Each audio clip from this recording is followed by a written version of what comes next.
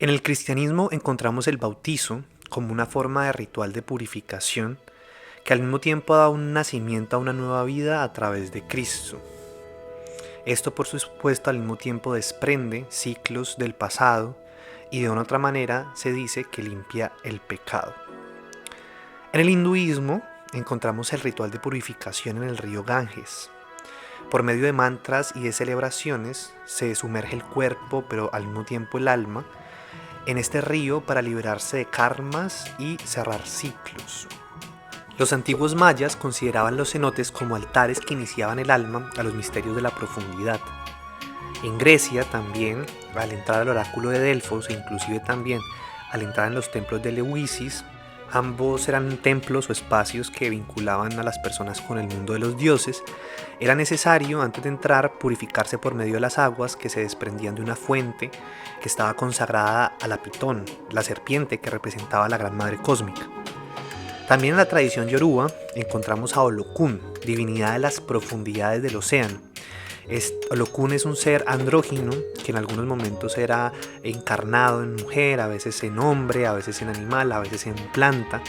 Y a Olokun se le considera el padre-madre de Yemanya, la diosa de los mares. Y cada año miles de personas se reúnen frente al mar para cantar, bailar, celebrar a la gran diosa de las aguas. Como vemos en todas las culturas, diferentes rituales de iniciación, de purificación, de celebración, de iniciación, se da por medio de este elemento, el agua. El agua, nos dice Carl Jung, es el símbolo por excelencia del inconsciente. Hoy, en honor a las aguas que recorren todo nuestro cuerpo, a la memoria de las aguas vivas, a las aguas del dolor, a las aguas estancadas, a las aguas que purifican, y en honor a las aguas que nutren el alma y que inclusive constituyen el alma misma, hoy vamos a hablar del arcano número 14, la templanza. Reimagina Podcast. Volver a imaginar lo imaginado. Bienvenidos a este espacio para la psicología profunda con alas del cóndor. Soy Yael y me dedico a crear espacios para la salud mental y el autoconocimiento y voy a acompañarlos en este episodio.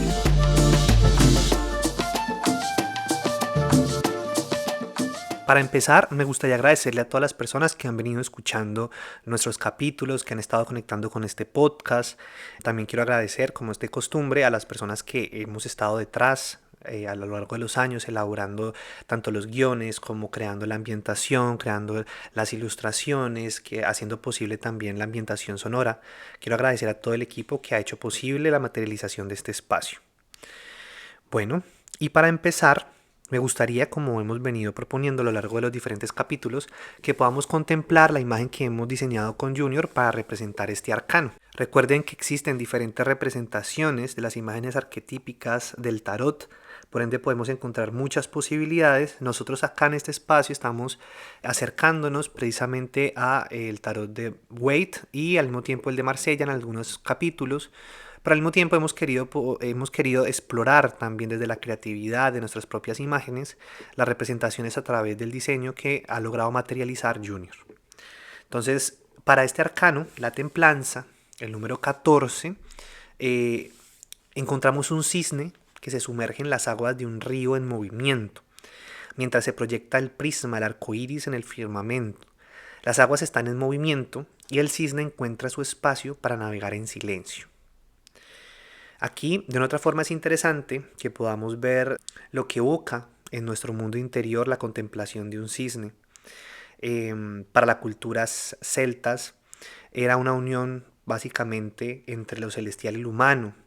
De una otra forma, a través de los cisnes se decía que el ser humano se podía comunicar con los dioses. Y pues en la cultura celta podemos encontrar muchas leyendas que nos hablan un poco de las formas en que hemos soñado e imaginado a los cisnes. Al mismo tiempo se decía que los cisnes tenían la capacidad de separar las aguas de la leche. Y en ese sentido, de otra manera, el agua podría ser una imagen del espíritu, mientras la materia podría estar representada a través de la leche. Otras metáforas también nos hablan de que el cisne tenía la capacidad de crear el huevo que hacía posible la creación misma.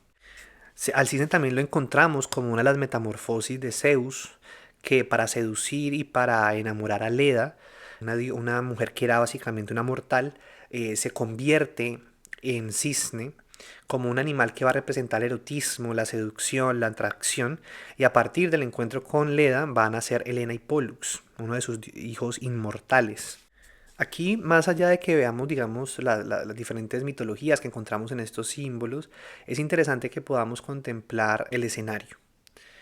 ¿Qué nos transmite las aguas en calma una vez hemos atravesado en el capítulo anterior el arcano de la muerte? Y si nos preguntamos qué es un arco iris y de qué forma, digamos, se crea un arco iris, vemos que los arcoíris aparecen después de la tormenta y en la medida en que aparece partículas de agua en la atmósfera, estas pareciera que permiten la diferenciación de los colores que ya están de por sí en los rayos del sol y dan nacimiento a la proyección del prisma, ¿no? Que es donde podemos ver toda la gama de colores que hacen posible la creación misma, ¿no? En ese sentido, contemplar un arco iris es contemplar la ciencia de la energía, cómo esa ciencia de la energía solar hace posible toda creación, toda manifestación. Me gustaría que nos quedáramos con esa imagen, el encuentro entre la luz solar con el agua y la proyección del prisma.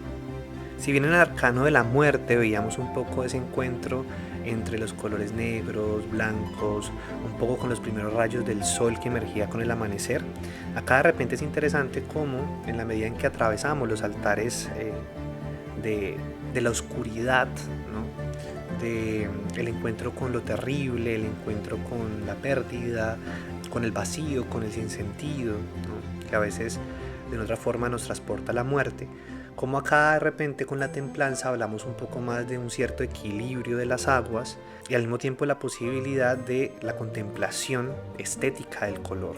Desde la mirada de la alquimia, por ejemplo, el infrarrojo, los colores, de repente los primeros colores que aparecen en el prisma nos hablan de los instintos, de las bases propias de la psique, mientras que los colores como el ultravioleta, el púrpura, ya nos está hablando de estados un poco más elevados del color o de la conciencia.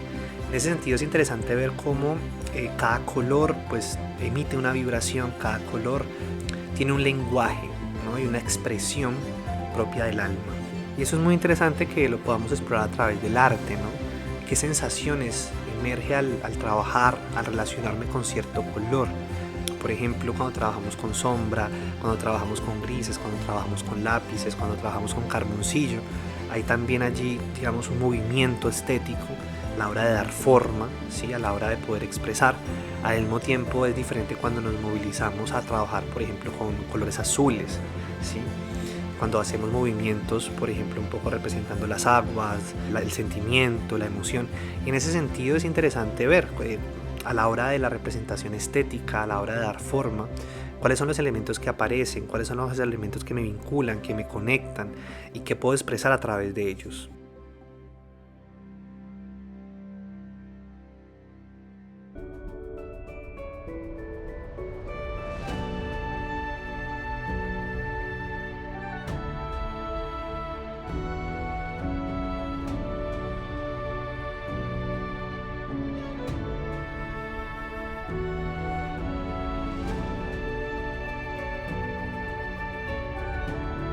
Es interesante también que nos preguntemos por qué la templanza está después de la muerte.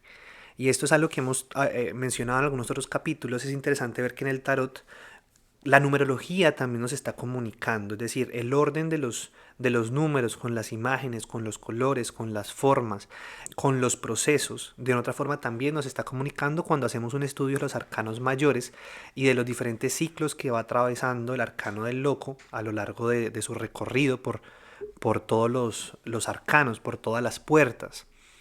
Al mismo tiempo es interesante ver que cuando hacemos una tirada del tarot, esos arcanos entran en diálogo y en movimientos aleatorios, podríamos decir sincrónicos entre sí, y ya de por sí ese encuentro en una tirada entre los diferentes arcanos también nos puede hablar. Pero cuando estamos haciendo un estudio de repente de esa simbología o de ese tejido simbólico, es interesante también que podamos entender o comprender o de qué forma también imaginar ese diálogo y ese tejido entre los diferentes arcanos.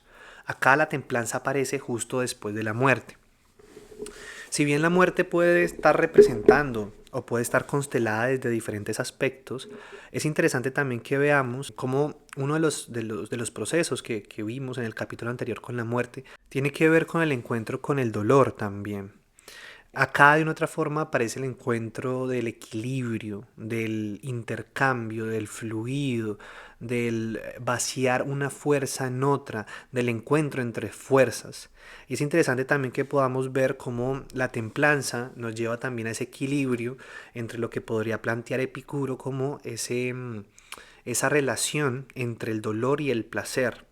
Recordemos que en la medida en que nos polarizamos hacia un dolor muy profundo, nos desvinculamos del placer o inclusive pudiese que encontremos el placer en el dolor, como también a veces en la medida en que huimos o escapamos mucho de los dolores propios del alma, que son parte también del proceso de la vida. Y eso me parece clave, ¿no? Y creo que tiene que ver un poco con ese proceso de aprendizaje en el arcano anterior, y es entender que el duelo no es la totalidad de la vida, pero tampoco es algo que necesitemos superar o necesitemos sanar o que nos podamos quitar de encima, sino que al mismo tiempo es como aprendemos a vivir con los diferentes dolores que experimentamos a lo largo de la vida, sobre todo cuando se trata de pérdidas o cuando se trata inclusive de las diferentes experiencias de muerte de nuestra propia capa, de nuestros propios ciclos, de nuestra propia personalidad, de nuestros propios intereses, de nuestras propias preguntas, ¿no? Entonces acá es interesante ver también cómo la templanza nos habla, o podemos verla, entre ese encuentro entre el dolor y el placer, ¿no? La conciencia de estas dos fuerzas que también de una otra forma mueven el alma y que inclusive la guían. Más allá de las diferentes representaciones que encontremos de este arcano, uno de los elementos que sí me parece clave, y por eso empezábamos este capítulo hablando de la importancia en las diferentes mitologías del elemento del agua, es precisamente que aquí, en este arcano, por primera vez, si hablamos del tarot de Marsella o hablamos del tarot de Waite, se expresa directamente el movimiento de las aguas. Y es interesante, ¿no? También como lo hablábamos en el capítulo anterior, como la muerte o los procesos que experimentamos en relación a la muerte, podemos, digamos, entenderlos como estos movimientos de las aguas y de los diferentes estados del agua. Si nos remitimos un poco a la astrología nos habla de 3 signos que están constelando el elemento agua. Vamos a encontrar a Cáncer, que vendría a ser las aguas del río, las aguas del hogar, las aguas del mundo interior, a veces representada como las aguas de los ríos que fluyen, las aguas dulces, las aguas de lo materno, las aguas de la contención, las aguas de la cuna, las aguas que nutren, ¿sí? En ese sentido, Cáncer suele estar constelando ese proceso con las raíces familiares, con el hogar, con la casa, con el mundo interior. Se dice que el proceso de aprendizaje de Cáncer es poder aprender a hacer su propio hogar en su propio cuerpo, en sus propias aguas, que lo vemos representado a través del cangrejo, que es un animal que migra y que habita en su propio caparazón, como si fuera su propia casa. También lo podemos ver representado en las ballenas, que también migran a través de las aguas, que se desplazan en grupos familiares, atravesando diferentes experiencias para llegar de un océano a otro, comunicándose a través del canto, creando lógicas de autocuidado para el clan. También lo podemos ver en las tortugas, que de otra forma se desplazan en sus propios caparazones. Vamos a encontrar también las aguas de Escorpio. Escorpio es un elemento muy interesante y creo que también lo podríamos ver acá en el encuentro de las polaridades, porque Escorpio en una de sus representaciones va a ser el escorpión, ¿sí? Y ese escorpión puede estar, es un animal que tiene veneno, ¿sí? Como algunas serpientes también. Y es ver que las aguas, los venenos son aguas, ¿sí? Son aguas tóxicas que pueden tener esta dualidad entre envenenar, matar, como también ser fuente de medicinas, dependiendo de la dosis y de la justa medida, ¿no? Otra vez volvemos al tema de la templanza. Y Escorpio tiene esta cualidad o este movimiento de ir hacia las aguas profundas pero sobre todo esas aguas profundas subterráneas que vinculan con ese aspecto del lado oscuro de lo lunar, ese aspecto que no vemos o que no está en movimiento, que está más allá de la luz, ese aspecto del pasado oculto, de las memorias que no han salido, que no han emergido, inclusive podría ser con los aspectos más profundos de lo inconsciente mismo.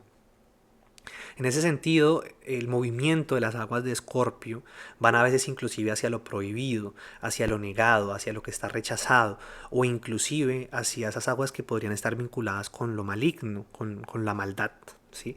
Que muchas veces no la vemos bajo los rayos del sol. Entonces ahí es interesante que podamos ver ese movimiento de Escorpio. No obstante, en la dualidad de Escorpio también encontramos el águila, porque Escorpio no es solamente el escorpión, sino que también en su simbología alquímica tiene que ver con el águila. Entonces si el escorpión tiene esta capacidad de ir hacia lo más profundo, ¿sí? Hacia esas aguas subterráneas, hacia esas aguas cavernosas, en su otra polaridad, en su otro proceso de aprendizaje, también encontramos el águila, que tiene que ver con esta función o este vuelo del alma a poder ver desde las miradas contemplativas, desde esa mirada aérea que podrá ver desde arriba el laberinto, podrá ver sus encrucijadas, podrá ver las dinámicas, desde ese aspecto un poco mucho más celeste, ¿no? Y se dice que en el proceso de aprendizaje, en el proceso alquímico de Escorpio, el águila se come al escorpión y ahí emerge el fénix. Entonces es interesante porque es una imagen muy crística en el sentido en que el águila, como lo elevado, como él podríamos verlo representado un poco más a través del aire, ¿sí? Se come, ¿sí? Devora al escorpión, y en esta lucha, en este encuentro de fuerzas polares entre lo elevado y lo alto, nace y emerge el fénix como un elemento de fuego, y al mismo tiempo de transformación, de purificación, de esa dinámica del fénix de volver a las cenizas, ¿no? De regenerar. También, obviamente, y aquí por eso decía un poco lo crístico, el ave fénix va a estar muy vinculado también a los misterios de Osiris en la mitología egipcia, que después va a dar también, o puede que haya algún tipo de conexión con todo el misterio de la tradición cristiana. Aquí desde una mirada psicológica, pues es interesante que podamos ver estos procesos de las aguas profundas, subterráneas, oscuras, con las miradas contemplativas que puede llegar a ser el alma desde la altura.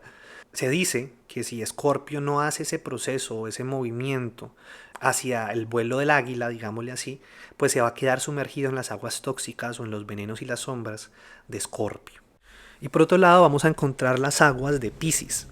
Piscis es el último signo de la rueda, es el cierre. Recordemos que al ser una rueda pues vuelve a empezar. La astrología también ya nos trae un poco esta imagen del Uroboros, que de una otra forma se abre un ciclo y se cierra otro ciclo. Pero entonces con Piscis tenemos el proceso de integración. Se dice que Piscis es el espacio en el cual se integran todas las fuerzas de la rueda, por ende es la integración de lo inconsciente. Es el encuentro entre lo consciente con lo inconsciente que se vino elaborando a través de todo el ciclo. Piscis, por ende, es como nacemos de las aguas del océano y volvemos a las aguas del océano. Es un poco ese latido, ese respirar, ese proceso de expansión, pero también de contracción. Es ese ir hacia allá para después volver hacia sí. Entonces, en ese sentido, Piscis nos habla de esos procesos místicos, pero no veamos acá lo místico desde de repente lo que nos han enseñado en las películas y todo el tema, sino que veamos un poco lo místico acá como es también ese encuentro con lo desconocido, pero también es como en el proceso de integración de Piscis se le da forma a lo desconocido, sobre todo a través de un lenguaje simbólico, entonces por ende es místico. En el sentido en que lo simbólico nunca va a estar cerrado, lo simbólico siempre es una tecnología que permite que la conciencia se amplifique y se relacione con fuerzas, con movimientos, con experiencias, con cuestionamientos, con estados del alma que van más allá del lenguaje mismo. Y por ende aparece la simbología como una tecnología que hace posible esa integración o esa comunicación. Como si estuviésemos constantemente hablando de temas que pareciera que las intuiciones y las sensaciones permiten comprenderlos, pero que si vamos a un plano racional, si nos quedamos solamente desde el plano racional, vamos a estar básicamente como tratando de ver un esquema o un cuadrado en aspectos que de una otra forma, si están sostenidos en la geometría y en los números, al mismo tiempo hablan de cualidades y de fuerzas que van mucho más allá de la comprensión racional. Para ejemplificar esto me gustaría también, y me llega un poco a la memoria, un día hablando con un taita de la cultura Kamsa, me decía que para ellos el cuerpo tenía diferentes altares del agua.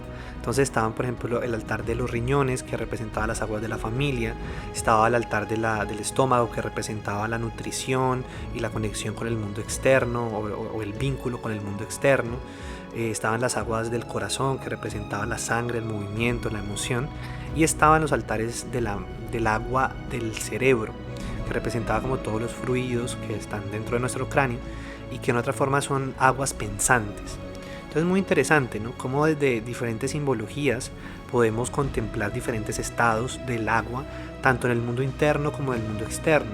Es decir, podemos ver y permitirnos ver qué nos comunica sobre la naturaleza humana, ver una laguna, ver un río, ver una cascada, ver los diferentes estados y los diferentes misterios del océano, porque se dice que el ser humano ha ido más lejos en el cosmos que en las profundidades del mar, que aún es un campo completamente desconocido para nosotros, que hay todavía muchas más preguntas y cuestionamientos y lugares por navegar de lo que el ser humano conoce, ¿no? Y miren que a veces estamos a veces en estados como en un esquema de pretendemos que conocemos las cosas. Uno puede decir, bueno, yo ya sé que es el mar, pero ¿qué tanto vamos al mar? ¿Qué tanto buceamos? ¿Qué tanto hemos estado en mar abierto? ¿Qué tanto hemos atravesado, por ejemplo, durante meses enteros un barco habitando las aguas y sus misterios?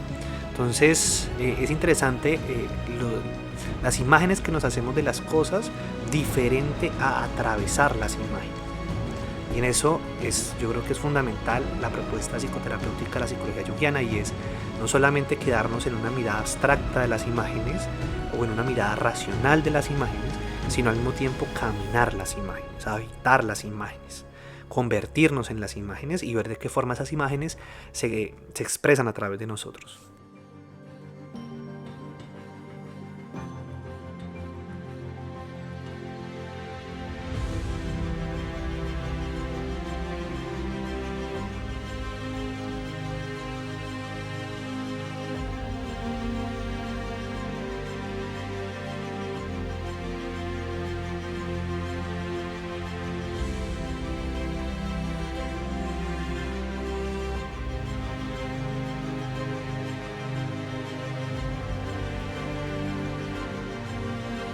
Si contemplamos la imagen de la templanza del tarot de Marsella, vamos a encontrar un ángel, un ser que podría ser andrógino, es decir, podría estar integrando tanto lo masculino como lo femenino, o podría estar mucho más allá de lo masculino y de lo femenino.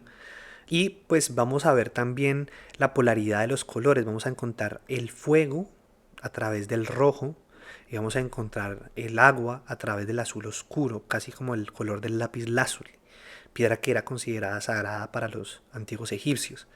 La templanza nos transporta a un estado de equilibrio, a un estado de restauración, a un estado de seguridad posterior a los procesos que se han experimentado en los últimos arcanos, como pudo haber sido el colgado, como pudo haber sido la muerte, inclusive como pudo haber sido el ermitaño.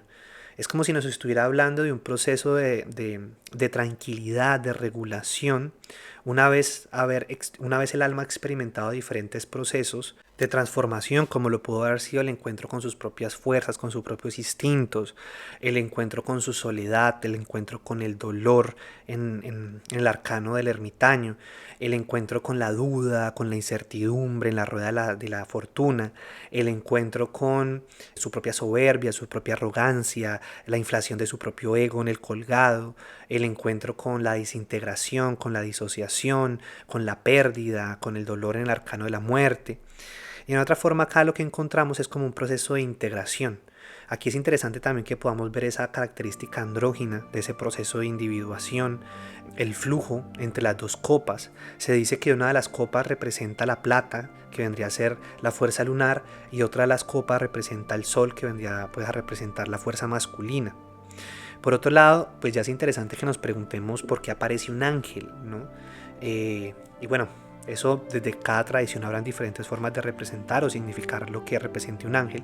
Si lo viéramos de una dinámica un poco más psicológica, también hablaríamos del ángel como un puente entre lo humano, de lo que tiene forma, y lo invisible, lo que no tiene forma, lo que podría ser divino, lo que podría ser celestial.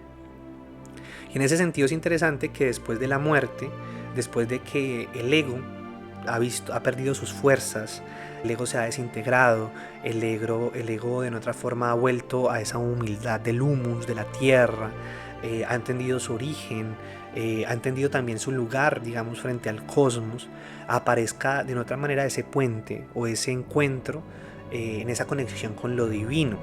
Aquí contemplando un poco desde una mirada un poco personal también este arcano, si lo relacionamos después del proceso de haber experimentado la muerte, me parece también que con la templanza llega esta contemplación en la medida en que uno se conoce a sí mismo, también puede conectar con ese ángel, con ese puente y con ese reconocimiento de lo divino en uno. Pero acá no, ese reconocimiento de lo divino no va a ser desde el proceso del colgado, que pudo haber estado, digamos, en una inflación de creerse un Dios, sino que después de la muerte llega una comprensión y una conexión diferente con eso divino. Es decir, puede haber un diálogo, un intercambio, un fluido entre lo humano con lo sagrado, entre lo animal con lo sagrado, entre la materia con lo inmaterial, y a través y un reconocimiento en la que medida en que uno se conoce a sí mismo, pues de otra forma también se está acercando al misterio de la creación y al misterio de estar vivos. Aquí también en la templanza, viendo, digamos, este carácter andrógino de la imagen, este encuentro entre el rojo y el azul, entre las polaridades, entre los opuestos, pues de una otra forma también, de cierta mirada, podemos verlo como el encuentro entre lo masculino y lo femenino. Desde la alquimia, de una otra manera, lo masculino y lo femenino no se entiende tanto desde una mirada como de roles estereotipados del género, sino que también podamos verlo básicamente desde las polaridades del campo de energía, desde el yin y el yang, desde cómo un átomo tiene un componente positivo y un componente negativo que hace posible la existencia del átomo. Entonces acá es un poco ese encuentro de esas polaridades, y más allá de que lo veamos desde formas establecidas de lo que significaría una integración de estas fuerzas o lo que cada una de estas fuerzas represente, es interesante cómo en cada uno de nosotros estas imágenes pues dialogan de formas muy particulares. ¿Qué significaría el encuentro de las polaridades que me habitan? ¿Cuáles son las fuerzas que a veces están posicionadas o tomando más relevancia en mi vida? ¿Y de qué forma aparecen energías que puedan estar en completa contradicción o en completa polaridad, a crear un proceso de integración o de encuentro o de diálogo, sobre todo de movimiento fluido, que vendría a ser lo que representa este arcano cuando se trata del movimiento entre las aguas?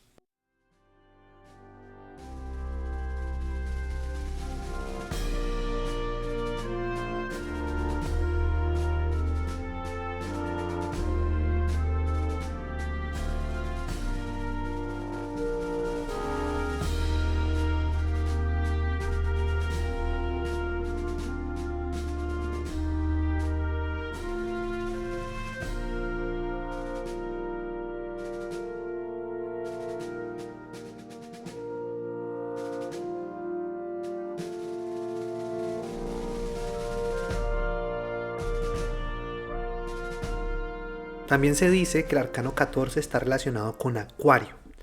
Acuario se vincula con el mito de Ganímedes. Ganímedes era era un hijo de un rey de Troya, uno de los hombres más hermosos de su época, y Zeus se enamora de Ganímedes, se convierte en un águila y lo rapta, para que desde su belleza cumpla la función de servir bebidas y el vino a los dioses, que de una u otra forma le hará ganar su inmortalidad. Tras la muerte de Ganímedes, el dolor de Zeus fue tal que lo convirtió en la constelación de Acuario. Es decir, termina desplazado hacia el campo celeste, y desde allí Ganímedes va a nutrir con sus aguas, con las fuentes de sus aguas, de sabiduría a los humanos. En ese sentido, vemos como Acuario, como un elemento de aire, desde las alturas, desde la totalidad, porque Acuario representa esa mirada contemplativa desde la totalidad, nutre de agua al ser humano. Aquí, por supuesto, las aguas van a representar la sabiduría, van a representar las aguas del espíritu que emerge desde el cielo para fecundar la vida de los hombres. Acuario también se va a relacionar con Hapi, el dios que va a representar al río Nilo. Y pues de una otra forma, en medio del desierto, vamos a ver cómo el Nilo pues va a ser fuente de manifestación de vida, de biodiversidad, de recursos, de alimentos. Por ende, para los egipcios el Nilo era uno de los dioses más importantes. Era tan importante que nadie tenía el derecho de poseerlo, ni siquiera ningún faraón. El río Nilo era de todos y para todos. Si contemplamos entonces este arcano como una fuente, como un movimiento de las aguas del espíritu, la pregunta es ¿qué es lo que está nutriendo? ¿Cuáles son esas aguas que está entregando Acuario? ¿Cuáles son las fuentes de nutrición del río Nilo? Y en ese sentido, ¿de qué forma el alma se transforma en comunión con sus propias polaridades y con sus propias fuentes de agua? Desde la tradición mística del cristianismo, se podría hablar también del arcano 14 como las bodas entre Cristo, que vendría a ser la representación del fuego, y Sofía, que vendría a ser el aspecto femenino, la sabiduría celeste, femenina, y la unión entre ambos vendría a ser el matrimonio, lo que se conoce como la boda alquímica de los opuestos. Hiciéramos una contemplación de la alquimia, digamos, de estas dos fuerzas polares como lo es el fuego y el agua, pero de otra manera no hay posibilidad de que se encuentren. Sería básicamente algo catastrófico, o uno apagaría al otro. Es como son fuerzas completamente polares. Entonces se dice que para que ambas fuerzas puedan unificarse o encontrarse, lo que vendría a ser la fuerza del rojo y la fuerza del azul, pues de otra forma se requiere que la psique tenga un proceso de preparación, un retiro hacia el mundo del oscuro, y es precisamente esta la ceremonia que preside el ángel. Carl Jung definió en algún momento que el ángel es una personificación del inconsciente que de otra forma está comunicando un acceso hacia lo consciente. De esta forma el ángel es un puente, es un diálogo, es una relación viva que da respuesta o puente con el otro que vive en nosotros, sobre todo con ese aspecto de repente que podríamos considerar como esa chispa o ese núcleo sagrado que nos vincula con lo divino. Y es interesante que aparezca este personaje, el ángel. En algunos tarots lo habíamos visto ya en Los Enamorados, constelando un poco el mito de Cupido. Pero acá es interesante porque se cierra el ciclo desde el arcano de la fuerza hasta la templanza, de los valores fundamentales, de las pruebas fundamentales, de los retos fundamentales del alma, y de otra forma se abre paso a ese nuevo ciclo de los arcanos trascendentales con otro ángel que vendría a ser Lucifer. Ya de él hablaremos en el siguiente capítulo.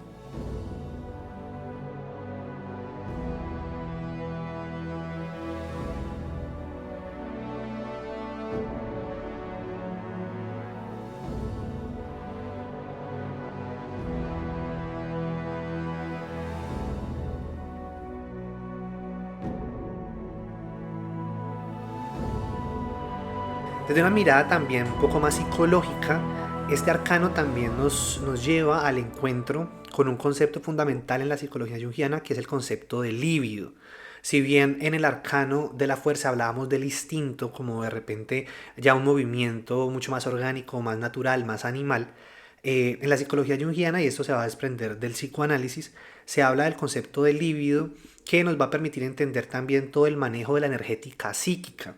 Entonces la libido vendría a ser ese movimiento de nuestra energía interna que oscila entre el campo de lo inconsciente hacia lo consciente, y en otra forma en nosotros hay toda una gestión de esta libido, ¿sí? Si para Freud la libido estaba completamente vinculado al plano sexual o al plano del sexo, por así decirlo, desde la mirada junguiana, y por supuesto si lo vinculamos también por ejemplo al estudio del kundalini o de la sexualidad tántrica, vamos a ver que la libido no solamente está vinculada al sexo como tal, sino que también va a estar vinculado con el poder creativo, generativo, regenerativo, con el movimiento que hace posible que las diferentes polaridades de nosotros dialoguen, aunque estén a veces en contradicción. Y aquí aparece entonces un proceso de iniciación a la hora de encontrar la templanza, la gestación, la administración de la libido desde ese movimiento ondular de la parte más animal hacia la parte más elevada que podría estar representado a través del ángel. ¿Cómo se movilizan esas aguas? Esas aguas que por supuesto en nosotros son sangre, son fluidos, es saliva que también se convierte en palabra, es semen, es menstruación, es decir, son los diferentes fluidos que hacen posible los movimientos energéticos de nuestro cuerpo y las potencias creativas. Así podemos ver cómo la libido se expresa a través del mundo onírico, a través de las aguas de los sueños.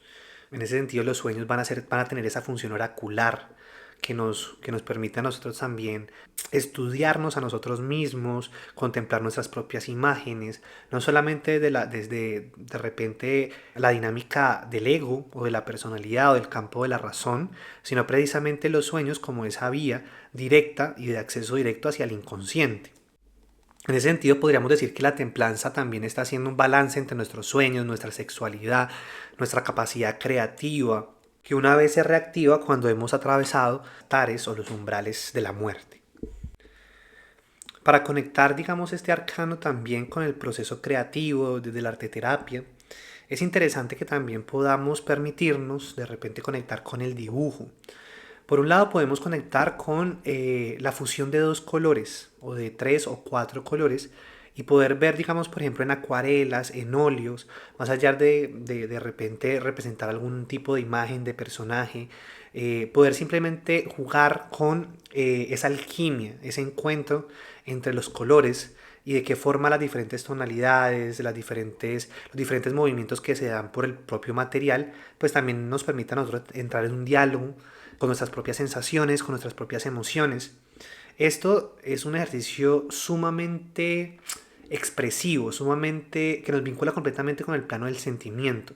Poder simple y llanamente jugar con el color, con la forma, y dejar que la misma forma vaya guiando sin controlar el material, sino que el nuevo material tomarse conciencia, tomarse movimiento a través de nuestras manos, a través de nuestro cuerpo.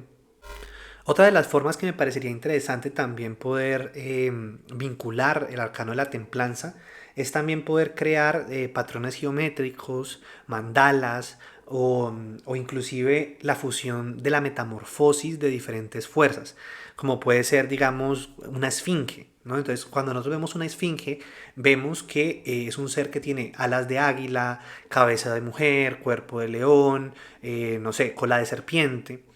Y en ese sentido es cuando vemos que diferentes símbolos se integran a través de una misma obra.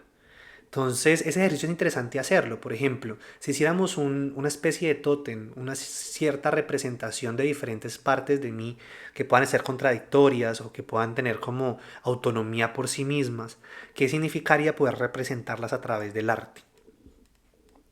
Desde la mirada de la escritura, pues de una otra forma también es fundamental ver que ya de por sí escribir, de por sí dar palabra, de por sí dar sonido, de por sí pronunciar, declarar, es ya un movimiento que permite a la psique hacer ese proceso de equilibrio o ese proceso de balance o ese proceso de templanza que estamos viendo un poco en este arcano. Entonces, permitirse también escribir sobre los sentimientos, sobre las emociones, sobre los sueños, pues es fundamental para poder ir encontrando esos flujos de nuestras propias imágenes y los movimientos orgánicos de nuestra psique. Para terminar, quiero compartirles el poema desde este ejercicio de escritura creativa en función de la premisa que nos invita Alejandro Jodorowsky de si este arcano hablara, y quiero compartirles mi escrito. Dice así: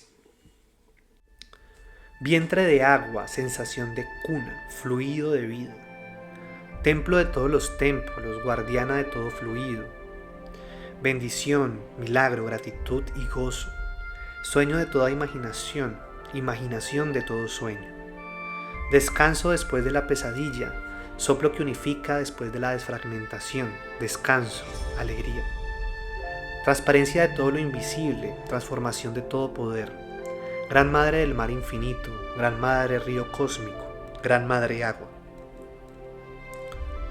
Abundancia de toda la riqueza, biodiversidad de toda unidad, arroyo de toda criatura, nutrición de todo niño. Agua, sangre, leche y miel. Gran Padre Cascada, Gran Padre Huracán, Gran Padre de los océanos, potencia de toda potencia, tempestad, tsunami, tormenta. Agua, saliva y semen, sal, amargo y dulce. Equilibrio y contradicción, prosperidad y manifestación, cuidado y peligro. Orientación de toda dirección, pluma del norte, sol del sur, escorpión del este, flor del oeste, copa, altar y centro, fuente de vida. Ángel de la guarda, mi dulce compañía, no me desampares ni de noche ni de día. Confianza, aceptación, fuente de esperanza. Ya no hay defensa, nada está perdido. Las aguas del tiempo, el oráculo de la diosa. Aquí la vida y la muerte son copa del nacimiento.